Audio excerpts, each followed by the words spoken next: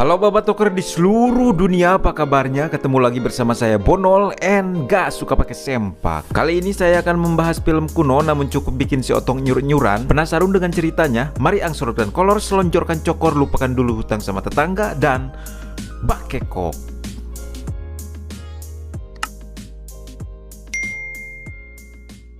Film ini merupakan film jadul dari Italiano yang menceritakan seorang gadis Bahenol Nerko menjadi biarawati di sebuah biara yang penuh dengan dosa. Dan inilah Convent of Sinner. Cerita akan berfokus pada gadis jangkung gede Turdemplon bernama Siska. Ia dimasukkan ke biara adalah untuk menebus semua dosanya.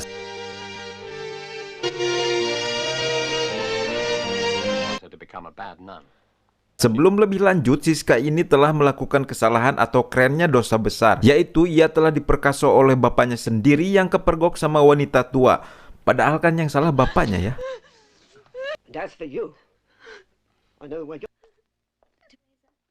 Lanjut lagi ke cerita awal di mana Siska ini singkatnya disambut oleh biarawati pimpinan bernama Bunda Rosda dan wakilnya bernama Suster Karina. Namun nampaknya Suster Karina ini tidak suka dengan kehadiran Siska.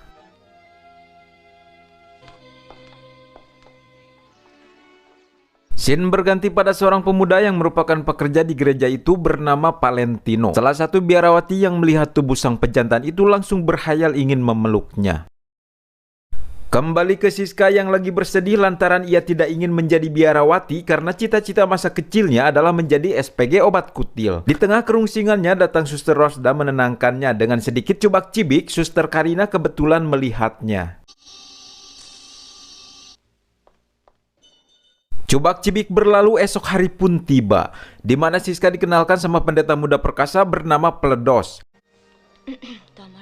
Ia bertugas untuk mendengarkan pengakuan dosa-dosa dari para jemaat.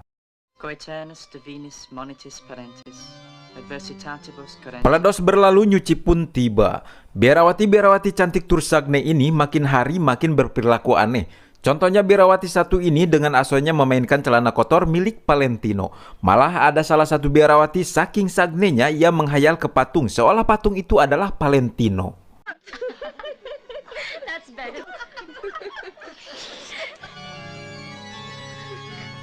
Di tengah keasikannya berhayal dengan patung, tanpa disadari ia telah melubraskan jarinya ke dalam martabak yang rasanya legit itu. Namun tak disangka perbuatannya diketahui oleh Suster Karina. Kembali ke Siska yang lagi les biola, tak lama ia dihampiri Bunda Rosda dengan wajah kumetapnya. Ia mulai meraba-raba tubuh Siska dan saking gak tahannya Bunda Rosda mengungkapkan rasa cinta dan kasihnya pada Siska. Suatu hari saat Siska menjedog sendirian di ruangan peribadatan, tiba-tiba datang pendeta Pledos. Siska pun bercerita bahwa sebenarnya ia tidak berkeinginan menjadi biarawati. Ia juga bercerita bahwa ia ingin menjadi SPG obat kutil. Pendeta Pledos pun berkata pekerjaan menjadi biarawati itu adalah pekerjaan mulia di mata Tuhan.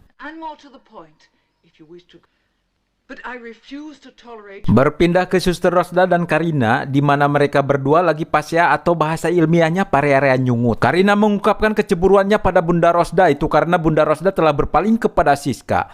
Namun Bunda Rosda marah dan memperingatkan jangan terlalu memperlihatkan kecemburuannya, karena Bunda takut ketahuan oleh biarawati lain bahwasannya Bunda Rosda dan Suster Suster Karina memiliki hubungan lesbrot.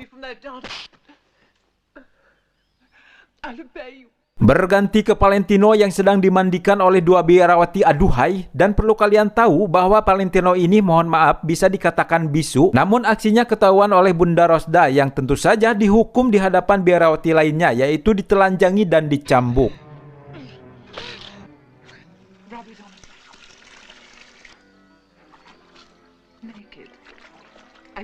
Kembali lagi ke Siska yang lagi mandi dan ditemani Bunda Rosda. Dari sini kita tahu bahwa Bunda sangat-sangat menginginkan tubuh indahnya Siska. Selesai mandi, Siska dapat peringatan dari Suster Karina bahwasannya Siska jangan sesekali mendekati Bunda lagi. Kalau berani mendekati lagi, kepret ya kuaing.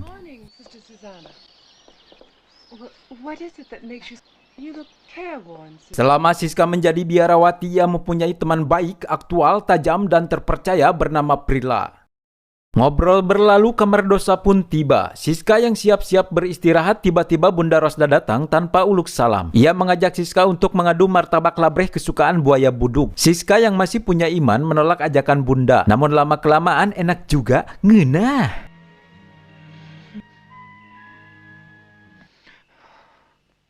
Sepulang dari kamar Siska, Bunda Rosda bertemu Suster Karina di sebuah tangga gereja. Tanpa banyak bekicot dan kebetulan sama-sama sagne, ya begitulah.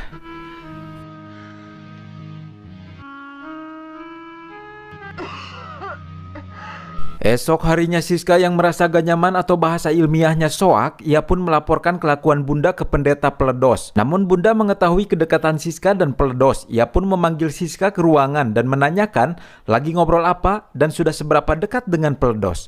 Jelas Siska pun rudet dibuatnya. Have you seen Don Morel? To him all my sins. Semakin hari kondisi kesehatan Bunda Rosda semakin memburuk, mungkin efek kebanyakan makan martabak legit, dan kelakuan Biarawati semakin hari semakin aneh. Contohnya Biarawati ini yang sedang mencium-cium celana kotor Palentino, padahal mereka bekerja di tempat ibadah. Namun masih aja aneh-aneh.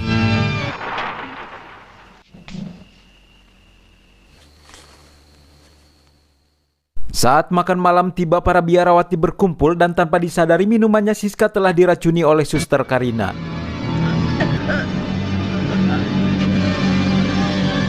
Siska yang lagi terbaring lemas dan tiba-tiba datang Suster Karina dan menghukumnya. Beruntung datang Bunda Rosda menolongnya. Suster Karina pun mengatakan pada Biarawati lain bahwa Siska kerasukan juri bet, merasuki keimanan. Meracuni keimanan. Saat ibadah bersama, Suster Prila mengatakan pada Siska bahwa Biarawati yang lain menganggap Siska adalah jelmaan Saiton dan akan menerima hukuman berat. Lantas Siska pun melaporkan lagi pada pendeta Peledos karena merasa dirinya terancam. Peledos pun hanya bisa membantu lewat kata-kata, bersabarlah Karina. Siska, setiap manusia akan diberi cobaan sesuai kemampuannya. Udah, gitu aja.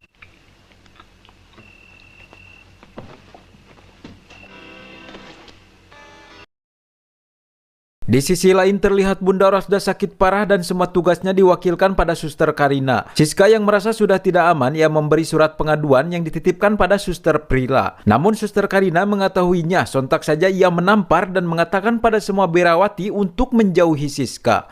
Bahkan ia menyuruh beberapa Biarawati untuk menahan Siska di ruang bawah tanah dengan cara menyeret paksa. Come on. Don Morel wants you to go to confession. Akhirnya kasus itu sampai pada pendeta Peledos. Kemudian Peledos pun meminta pada Suster Karina untuk menginterogasi Siska. Setelah selesai menginterogasi, akhirnya Siska dibebaskan karena gak ada tanda-tanda bahwa Siska adalah jelmaan juri bet. Didn't leap on me. I think you've punished. You see? Namun dengan liciknya Suster Karina dan para bawahannya bikin ulah lagi, yaitu dengan cara salah satu Biarawati pura-pura kerasukan seusai berpapasan dengan Siska. Tentu saja itu semua membuat Siska semakin ketar-ketir. Kemudian Siska diam-diam ketemuan dengan pendeta Peledos. Namun entah kenapa si Peledos ini malah imannya menjadi oleng dan langsung saja mereview martabaknya. Siska.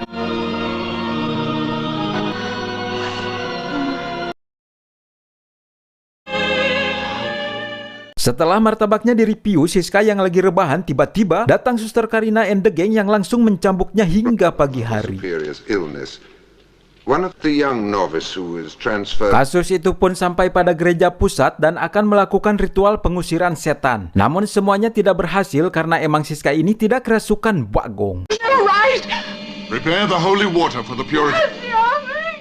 Di sisi lain, Peledos dipanggil oleh pimpinan pusat bahwasannya ia harus menjaga kesucian gereja. Dan jika Peledos tidak bisa menjaga kesucian gereja, maka ia akan dicabut, diusir, ditampiling dari kependetaan. Di lain hari, salah satu pimpinan gereja menyurvei gereja Bunda Rosda. Kemudian Suster Karina mengatakan bahwa semua kekacauan gereja ini terjadi semenjak ada Siska. Untie her. Singkatnya, gereja pusat memutuskan akan diadakan pengadilan pada Siska atas tuduhan kerasukan juri jarian. Dan dari sinilah Siska menceritakan semuanya. Namun karena tidak ada dukungan dari Biarawati lainnya, akhirnya Siska diusir dari gereja dan film pun tamat. Ending yang sangat tidak pada rubuh. She is possessed by the devil. Dari film ini pesan yang dapat kita telaah yaitu jangan terlalu banyak mengkonsumsi martabak topping bulu domba. Karena itu semua bisa membuat gigi Anda bolong-bolong atau bahasa ilmiahnya ala lunger. Saya Bonol dan Roko Rotama undur pamit and permios. Assalamualaikum warahmatullahi taala wabarakatuh.